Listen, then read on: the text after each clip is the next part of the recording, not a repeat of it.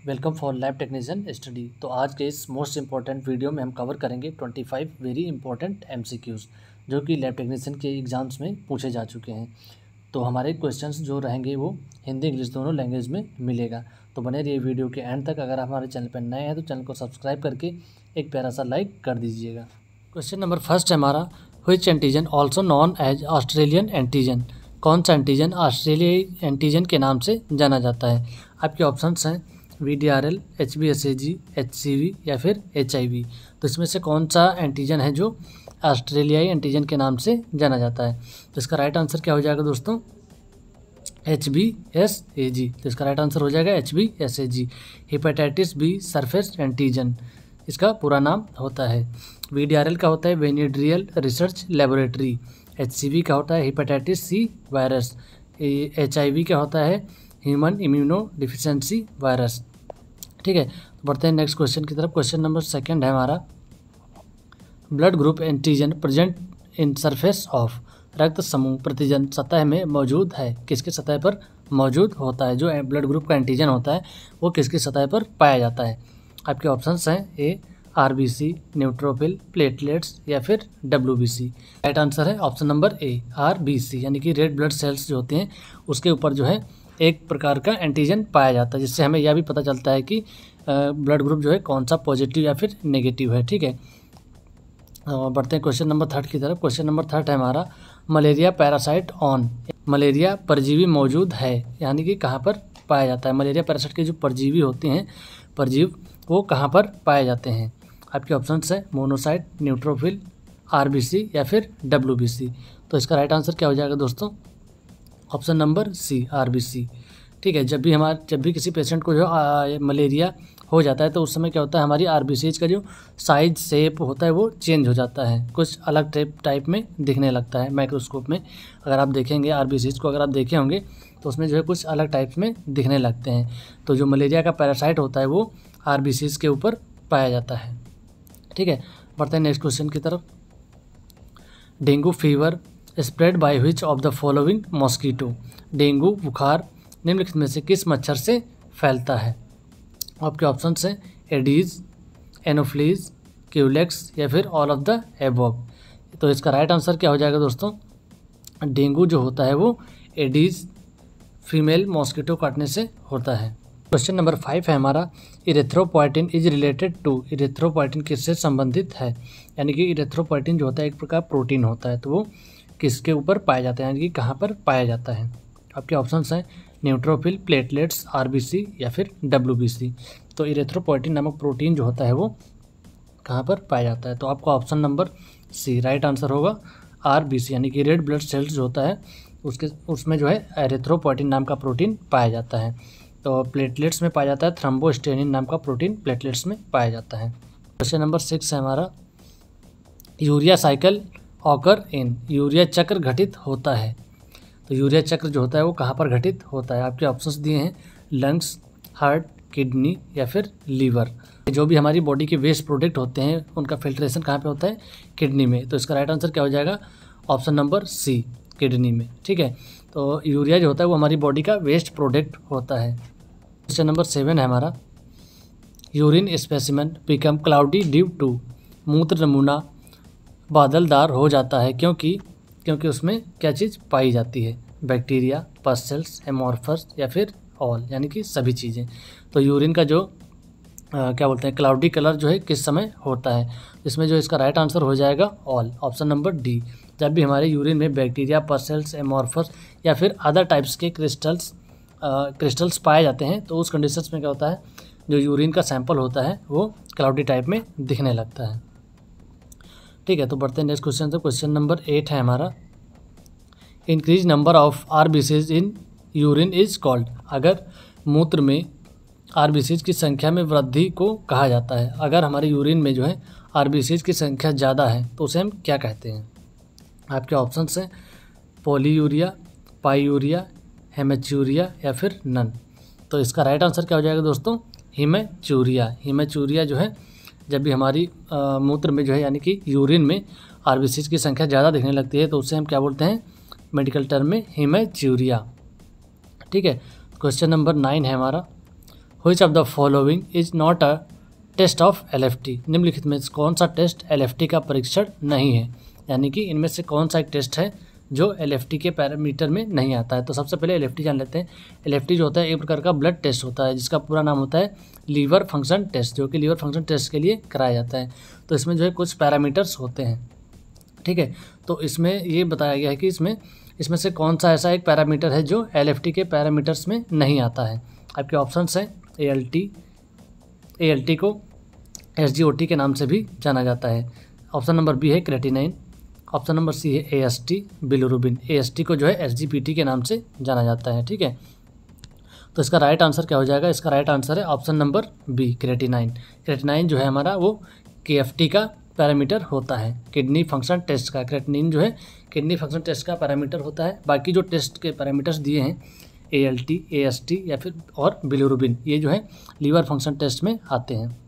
Liver function test में जो है कई पैरामीटर्स आते हैं, जैसे bilirubin total, direct, indirect, SGOT, SGPT, alkaline phosphate भी आता है, और कहीं कहीं पे LFT में टोटल प्रोटीन एल्बुमिन भी दिया जाता है, ठीक है। क्वेश्चन नंबर 10 है हमारा, which cell play role blood clotting, रक्त का थक्का बनाने में कौन सी कोशिका भूमिका निभाती है। यानी कि यहाँ पे जो भी आपके ऑप्शंस दिए गए हैं ये जो है एक प्रकार की ब्लड सेल्स होती हैं। तो इसमें पूछा गया है कौन सी सेल्स है जो ब्लड क्लॉटिंग में हेल्प करती है। तो आपके ऑप्शंस हैं B cells, T cells, platelets, WBC। तो B सेल्स जो होता है वो यहाँ पे बीटा सेल्स होता है, T सेल्स थाइमस सेल होता है, प्लेटलेट्स एक अलग सेल होती है, WBC के अंतर्गत 5 सेल्स आती हैं, ठीक है। तो इसका राइट आंसर क्या हो जाएगा दोस्तों? Option number C platelets. Platelets जो होता है वो रक्त का थक्का जमाने में आप हेल्प करती है। क्वेश्चन नंबर 11 है हमारा, Widal test is done of the diagnosis of which bacteria. Widal परीक्षण किस बैक्टीरिया के निदान के लिए किया जाता है? आपके ऑप्शंस हैं E. coli, मलेरिया, सेजिला या फिर सैल्मोनेला। तो इसका राइट आंसर क्या हो जाएगा दोस्तों? इसका right answer option number D Salmonella. Salmonella bacteria जो होता है वो 4 टाइप्स का होता है, OH, AH और BH। ये जो होते हैं इसके 4 प्रकार होते हैं। तो जब भी हम विडाल टेस्ट करवाते हैं तो उसमें ये आपको 4 पैरामीटर्स देखने को मिलेंगे। मोस्टली जो है O और H इंडिया में पाया जाता है, इसलिए ज़्यादातर जो है O और H पॉजिटिव रहता है विडाल टेस्ट में। क्वेश्चन नंबर 12 क्या है हमारा, which serological test diagnose to enteric fever. कौन सा सेरोलॉजिकल टेस्ट यानी कि परीक्षण एंटेरिक फीवर यानी कि बुखार का निदान करता है? आपके ऑप्शंस हैं विडाल, मलेरिया, ASO, CRP। तो इसका राइट आंसर क्या हो जाएगा दोस्तों? Option number A. इस क्वेश्चन नंबर 11 में मैंने आप लोगों को जो है इसी क्वेश्चन के बारे में बताया था, ठीक है। तो ये जो है एक एंटेरिक फीवर यानी कि टाइफाइड फीवर का पता लगाने के लिए विडाल टेस्ट किया जाता है। विडाल टेस्ट को जो है अदर नाम से भी जाना जाता है टाइफाइड फीवर को, जिसे हम बोलते हैं एंटेरिक फीवर, ठीक है। क्वेश्चन नंबर 13 है हमारा, study of bacteria is called. Bacteria का अध्ययन कहलाता है। बैक्टीरिया जो है कौन से डिपार्टमेंट के अंदर जो है बैक्टीरिया का अध्ययन किया जाता है? आपके ऑप्शंस हैं हेमाटोलॉजी, सेरोलॉजी, बैक्टीरियोलॉजी या फिर पैरासाइटोलॉजी। तो इसका राइट आंसर हो जाएगा ऑप्शन नंबर सी बैक्टीरियोलॉजी। इसमें देखिए ये जो है आसानी से पहचान भी सकते हैं, इसमें बैक्टीरियो यानी कि बैक्टीरिया, ठीक है। तो बैक्टीरियोलॉजी, लॉजी का मतलब अध्ययन करना, यानी कि बैक्टीरिया का अध्ययन करना जो है बैक्टीरियोलॉजी कहलाता है। हेमाटोलॉजी के अंतर्गत जो है होल ब्लड यानी कि WBC, RBC, प्लेटलेट्स का अध्ययन करते हैं। सेरोलॉजी के अंतर्गत जो है कार टेस्ट जो आते हैं हमारे जो लेबोरेटरीज में कार टेस्ट लगते हैं, जैसे HIV, HCV, HBsAg, VDRL, dengue, typhoid, malaria, ये जो है सारे सेरोलॉजी डिपार्टमेंट के अंतर्गत आते हैं। पैरासाइटोलॉजी के अंतर्गत जो है पैरासाइट्स आते हैं, जो कि स्टूल के यानी कि मान लो किसी को स्टूल के सैंपल में बहुत ज़्यादा दिक्कत होती है तो उस समय जो है उसमें बहुत सारे पैरासाइट्स दिखाई देते हैं, जैसे जार्डिया लैम्ब्लिया, या फिर उसमें बहुत सारे मतलब पैरामीटर्स होते हैं, पैरासाइट्स होते हैं जो दिखाई देते हैं, तो वो जो है उनका अध्ययन पैरासाइटोलॉजी के अंतर्गत किया जाता है। क्वेश्चन नंबर 14 है हमारा, removal of water from tissue is called. ऊतक से पानी को निकालने को कहा जाता है। जब भी यानी कि मान लो कोई बायोप्सी आती है या फिर कोई टिश्यू है, उसे जब पानी रिमूव किया जाता है तो उसे हम क्या बोलते हैं?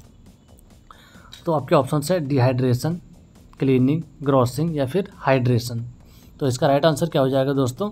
Option number A dehydration. Dehydration जो है ऊतक से पानी निकालने को कहा जाता है। ठीक है, क्लीनिंग का मतलब होता है टिश्यू को ऊपर से क्लीन करना। ग्रॉसिंग यानी कि जो भी बायोप्सीज आती हैं या फिर कोई टिश्यू रहता है उसमें से सेक्शंस लिए जाते हैं तो उसको हम बोलते हैं ग्रॉसिंग। ठीक है, हाइड्रेशन का मतलब होता है कि जो टिश्यू होता है उसके अंदर से पानी को निकालना, उसे हाइड्रेशन बोलते हैं। क्वेश्चन नंबर 14 है हमारा 15। Which anticoagulant is not a calcium चिलेटर। कौन सा एंटीकोगुलेंट कैल्शियम चिलेटर नहीं है, यानी कि किसमें जो कैल्शियम चिलेटर नहीं पाया जाता है। आपके ऑप्शंस हैं EDTA, हिपैरिन, ऑक्जिलेट या फिर साइट्रेट। तो इसका राइट आंसर क्या हो जाएगा दोस्तों, option number B heparin. Heparin में जो कैल्शियम चिलेटर नहीं पाया जाता है। ठीक है, बढ़ते हैं नेक्स्ट क्वेश्चन की तरफ। क्वेश्चन नंबर 16 है हमारा, which instrument is used for separation of liquid from solid sediments.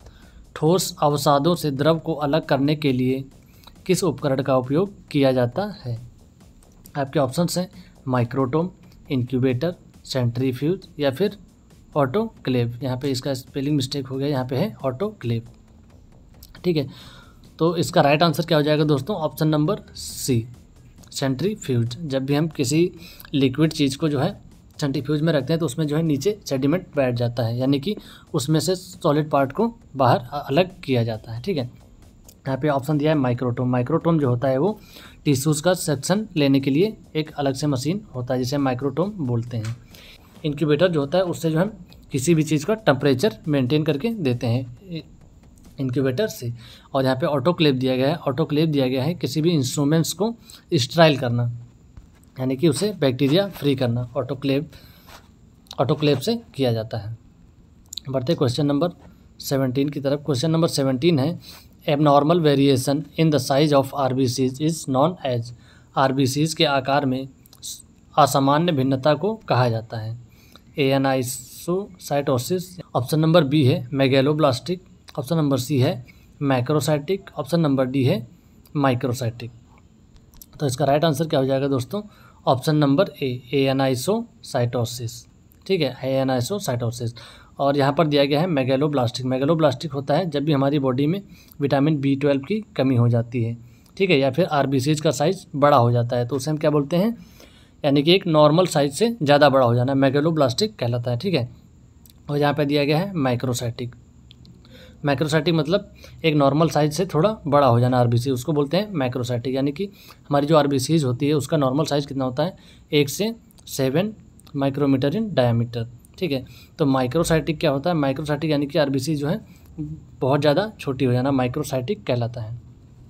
ठीक है, बढ़ते हैं क्वेश्चन नंबर 18 की तरफ। क्वेश्चन नंबर 18 है हमारा, which types of media required special growth factor. किस मीडिया को विशेष वृद्धि कारक की आवश्यकता होती है। आपके ऑप्शंस हैं transport media, enriched media, solid media या फिर लिक्विड मीडिया।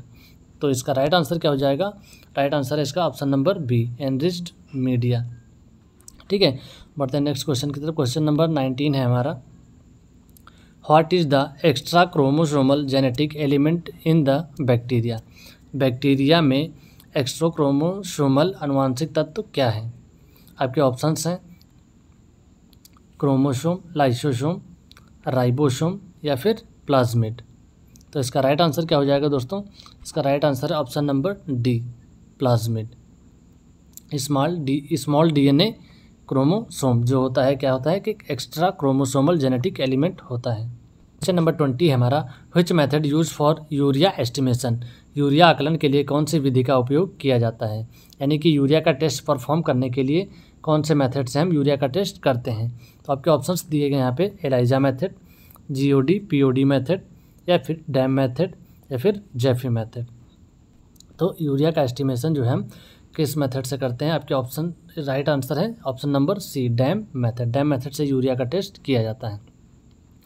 बाकी भी मेथड जो यहाँ पे दिए गए हैं, एलाइजा मेथड। एलाइजा जो है एक प्रकार की टेक्निक होती है या फिर मेथड कह सकते हैं जिससे हम हार्मोनल टेस्ट और विटामिन के टेस्ट परफॉर्म करते हैं एलाइजा मेथड से। और यहाँ पे दिया गया GOD POD जो यहाँ पे दिया गया ये है ग्लूकोज का मेथड। ग्लूकोज का मेथड जो होता है GOD POD होता है, यानी कि ग्लूकोज ऑक्सीडेज और परऑक्सीडेज। और ऑप्शन नंबर डी दिया गया है जैफी मेथड। जैफी मेथड से हम जो है क्रेटिनिन का टेस्ट परफॉर्म करते हैं जैफी मेथड से। क्लियर।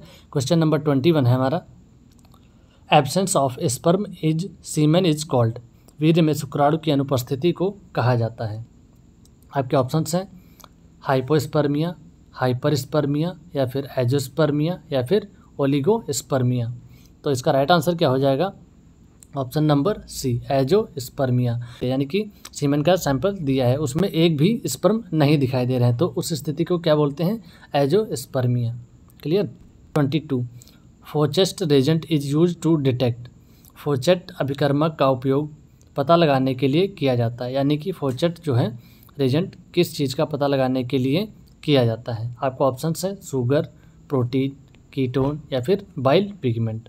तो इसका राइट आंसर हो जाएगा दोस्तों option number D, bile pigment. ठीक है, बाइल पिगमेंट का पता लगाने के लिए जो है फोचेट रेजेंट का उपयोग किया जाता है। क्वेश्चन नंबर 23 है, which is the following cell from antibody. Antibody में निम्नलिखित कोशिका कौन सी है? आपके ऑप्शंस हैं T lymphocyte, B lymphocyte, macrophage, या फिर रेटिकुलोसाइट। तो इसका राइट आंसर हो जाएगा option number B, beta lymphocytes, यानी कि B lymphocytes. Okay. Question number 24 है हमारा, which haemoglobin is called fetal haemoglobin. किस हीमोग्लोबिन को भ्रूण हीमोग्लोबिन कहा जाता है? आपके ऑप्शंस हैं, ऑप्शन नंबर ए है HB1, HBF, HbA2, या फिर HbS। तो इसका राइट आंसर क्या हो जाएगा दोस्तों? Option number B, HbF।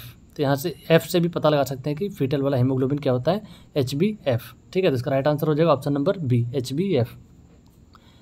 Question number 25 है, इस वीडियो का लास्ट क्वेश्चन है, तो इसका आंसर जो है आप लोगों को है हमें कमेंट करके बताना होगा इसका राइट आंसर क्या होगा। तो क्वेश्चन है हमारा, who is the father of virology. Virology के जनक कौन हैं? आपके ऑप्शन है Robert Koch, Louis Pasteur, Ivanovsky, या फिर लीवेनहॉक। तो इसका जो है आंसर आप लोगों को जो है हमें कमेंट करके बताना है। वीडियो पसंद आए तो वीडियो को लाइक करके चैनल को सब्सक्राइब जरूर करिएगा। मिलते हैं फिर किसी नेक्स्ट वीडियो में।